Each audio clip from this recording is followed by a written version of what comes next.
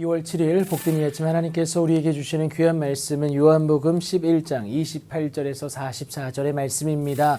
나의 돌을 옮기면 믿음은 보여진다 라는 제목으로 같이 말씀 나누도록 하겠습니다. 내용 그림상 내일 본문의 전반부에 해당하는 38절부터 44절을 오늘 본문과 함께 묵상합니다. 그리고 내일 본문의 후반부는 모레 묵상 예정인지라 내일 묵상은 쉬고 모레 뵙도록 하겠습니다. 그렇게 예수님과의 대화를 마친 마르다는 동생 마리아에게 선생님이 오셔서 너를 부르신다라고 전하게 됩니다. 이 소식을 들은 마리아가 급히 일어나 예수께 나아가게 되는데요. 그렇게 마리아가 예수 계신 곳에 가서 배웠고 그 발 앞에 엎드려 말하는 것이 주께서 여기 계셨더라면 내 오라버니가 죽지 아니하였겠나이다 라고 다소 원망 섞인 하소연을 하게 됩니다. 슬피 울 수밖에 없는 상황이었고요. 그렇게 슬피 우는 그녀를 바라보는 함께 온 유대인들 역시 울게 됩니다. 예수님의 무릎에 마리아는 주여 와서 보옵소서라고 하면서 죽은 나사로가 묻힌 무덤으로 안내하게 됩니다.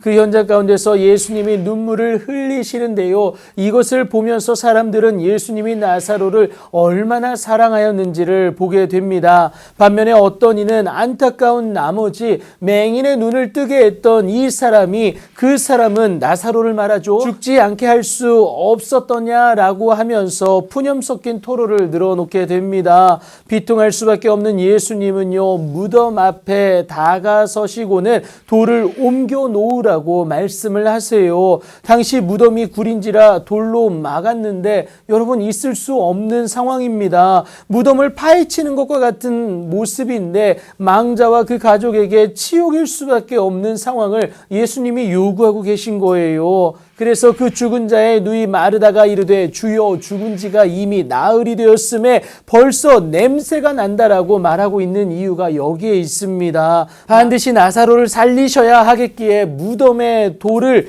옮겨내시고자 했습니다. 그래서 마르다에게 내 말이 내가 믿으면 하나님의 영광을 보리라 하지 아니하였느냐라고 말씀하세요. 결국 마르다는 하나님의 일하심을 기대하는 그 마음으로 예수님의 말씀에 순종하여서 돌을 옮겨 놓습니다. 마르다의 그 순종에 예수님은요 눈을 들어 우러러 보시고는 아버지여 내 말을 들으신 것을 감사하나이다라고 하면서 고백하게 됩니다. 그리고 이제 예수님이 큰 소리로 나사로야 나오라 라고 하시면서 부르시는데 세상의 자연적 법칙을 초월한 하나님의 일하심이 드러나게 됩니다. 죽은 자였던 나사로가 장사될 때의 그 모습인 수족을 배로 동인 채로 나오는데 그 얼굴은 수건으로 쌓여 있었습니다. 놀라운 하나님의 일하심이 지금 눈앞에서 목도되어지는 순간입니다. 여러분 이 은혜는요 누구에게나 열려 있습니다. 하지만 아무나 누리지 못하는 것은 주의 말씀에 따라 나의 돌을 옮겨야 하기 때문에 그렇습니다. 그렇게 일하실 것을 기대하는 믿음입니다. 그 믿음이 있어야 그 돌도 움직이려는 행동이 우리 가운데서 일어날 수 있지 않겠습니까? 마르다는 어떠한 상황에서라도 예수님의 간구로 인하여 하나님은 일하실 것이라는 그 믿음이 있었습니다. 하지만 온전하지는 않았어요. 지식적으로 고백할 뿐이었는데 예수님은 그것을 마음으로 고백하여 행동할 것을